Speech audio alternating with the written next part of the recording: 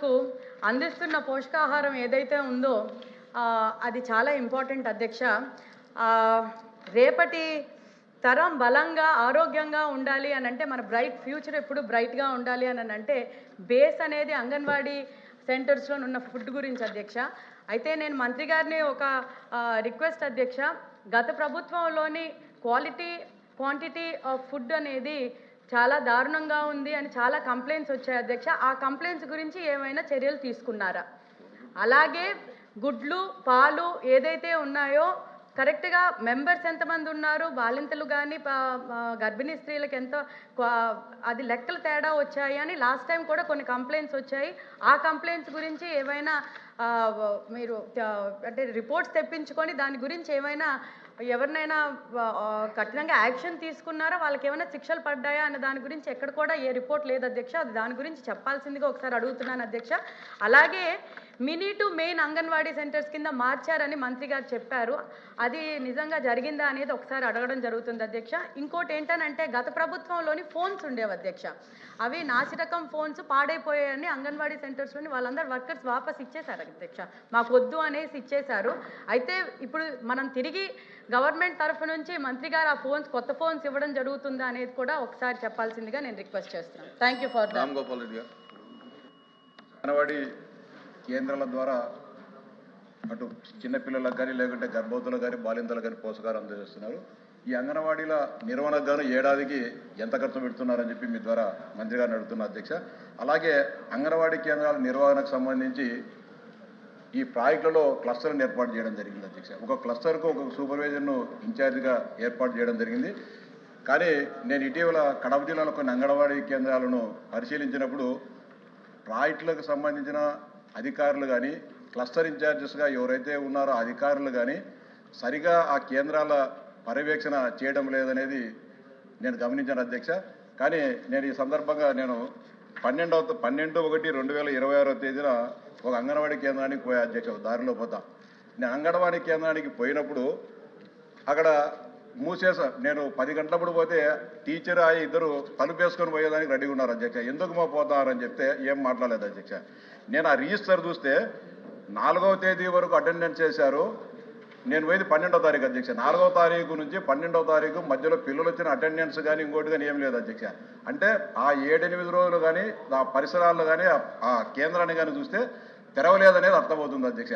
అంటే cluster incharge నేను మాట్లాడితే సార్ పొరపాటు అయిపోయింది, ఈసారి బాగా చూసుకుంటామని ఇట్లా చెప్తున్నారు తప్ప మేము క్రమశిక్షణ చర్యలు తీసుకుంటామని మాట్లాడడం లేదు అధ్యక్ష. కానీ తర్వాత నేను గమనిస్తే ఆ అంగన్వాడీ కేంద్రం ఆ గ్రామానికి సంబంధించిన ప్రముఖ వైఎస్ఆర్సీపీ నాయకుని కుటుంబ సభ్యురాలు. దీంతో నా మీద ఎవరు కంప్లైంట్ చేసినా ఏమైనా రావాలని చెప్పేసి ఆమె అనేక సంవత్సరాలుగా కేంద్ర నిర్వహణ సరిగా చేయలేదు. నేను ఇంకా 4-5 కేంద్రాలకు చూసినప్పుడు కానీ అదే పరిస్థితి. అంటే అటెండెన్స్ వేయకపోవడం కానీ లేకుంటే గుడ్లు లేకుంటే ఏదైతే మనం ఆహార పదార్థాలు అందజేస్తున్నాం చేయడం లేదు అధ్యక్ష. ఖచ్చితంగా పర్యవేక్షణ లోపం ఉంది. అంటే అన్ని కూడా అమరావతి నుంచి పర్యవేక్షించలేరు, కింది స్థాయిలో కూడా అందరూ కూడా పనిచేస్తేనే ఇవన్నీ కూడా సక్రమంగా విజయవంతం అవుతాయి.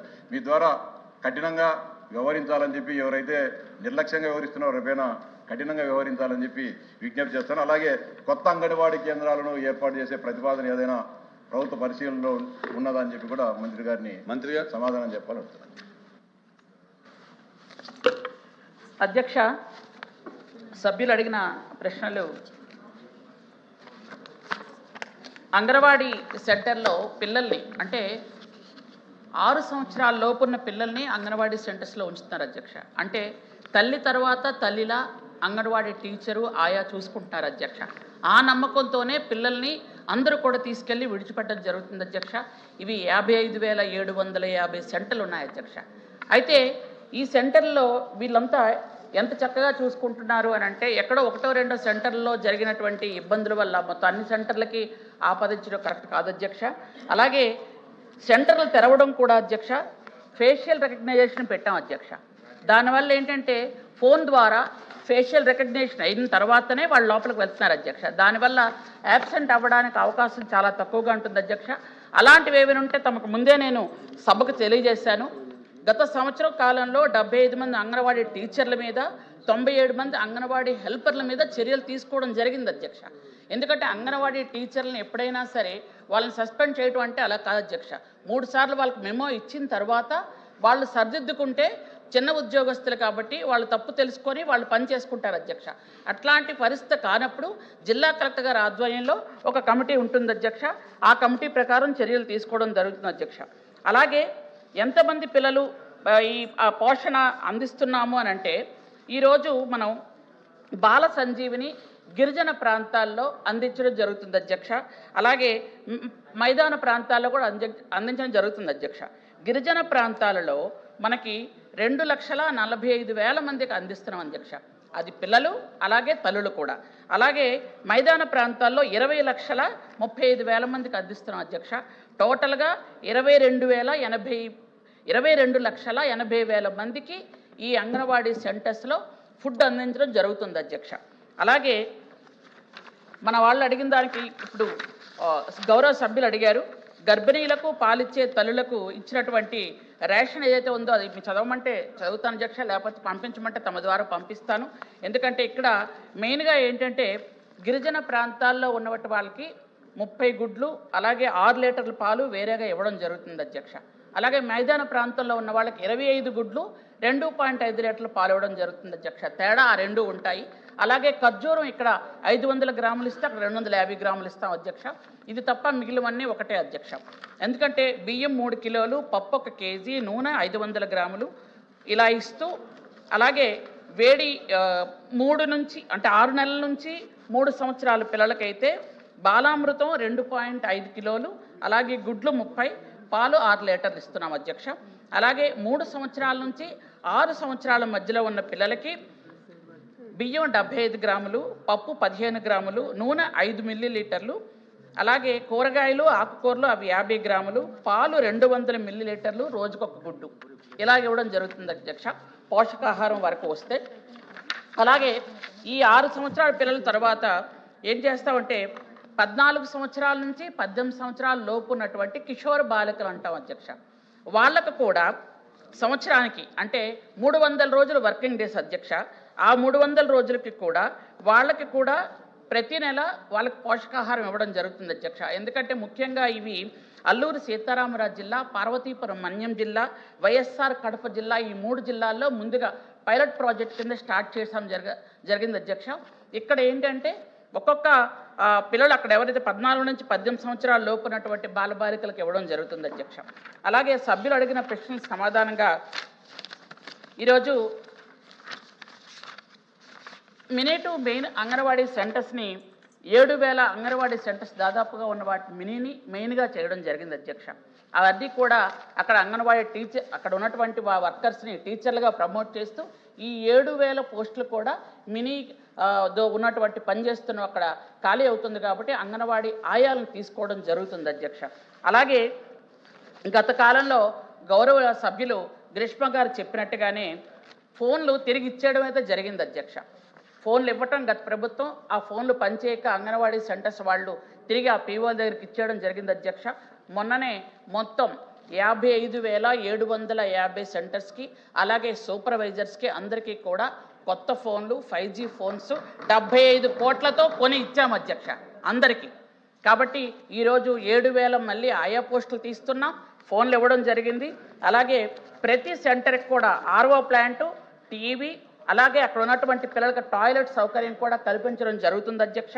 అలాగే వాళ్ళకి వంట పాత్రలు అధ్యక్ష, వంట పాత్రలు ఎప్పుడు ఎక్కడి నుంచో తీసుకొచ్చడం కాకుండా వాళ్ళకి స్వంతంగా వంట చేసుకోవడానికి అక్కడ ఉన్నటువంటి ఎంతమంది పిల్లలు ఉంటే ఆ పిల్లలకు సరిపోయినట్టుగా వంట పాత్రలు, అలాగే గ్యాస్ వాళ్ళకి 1 సిలిండర్ ఉండడం వల్ల ఇబ్బంది పడుతున్నామంటే ఒక ఇండక్షన్ స్టవ్ కూడా ఇచ్చాం అధ్యక్ష. అధ్యక్ష ప్రశ్నలు ఎక్కువ ఉన్నాయి అధ్యక్ష, ఒక 2 నిమిషాలు. నేను షార్ట్ డిస్కషన్ చెయ్యను, అధికారులు ఇచ్చిన సమాధానమే చెప్తాను.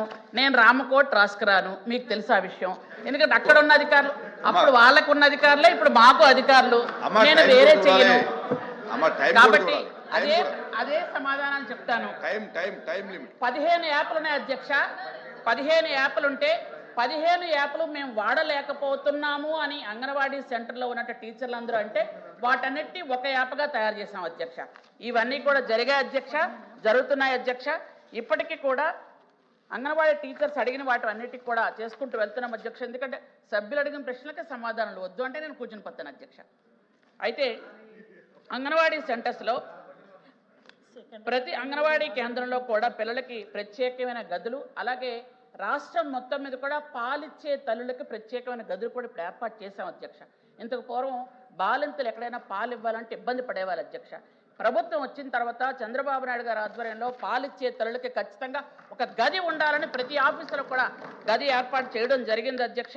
అలాగే అంగన్వాడీ సెంటర్స్లో 86 కోట్ల రూపాయలతో అన్ని రకాల సౌకర్యాలు కూడా ఏర్పాటు చేయడం జరుగుతుంది అధ్యక్ష. అలాగే అంగన్వాడీ కేంద్రాల్లో ఇంతకు పూర్వం 70% ఉన్న హాజరు ఈరోజు 96%కి హాజరు పెరిగి రాష్ట్రంలో మనమే ఫస్ట్ ఉన్నాం అధ్యక్ష. మనమే ఫస్ట్ ఉన్నాం, దేశంలో మనమే ఫస్ట్ ఉన్నాం అధ్యక్ష. సార్ మీరు ఏమనుకున్నా నాకు మైక్లో చెప్తే నేను రాసుకుంటాను, చెప్తాను. మీకు నేను ముందే చెప్పాను, నేను రామకోటి కాదు, నాకు నేను రాసుకోవడానికి అధికారులు ఇచ్చిందే చెప్తున్నాను. మీరున్నప్పుడు వాళ్ళే అధికారులు, నాకు వాళ్ళే అధికారులు, వేరే అధికారులు రారు, మీ ఇష్టం.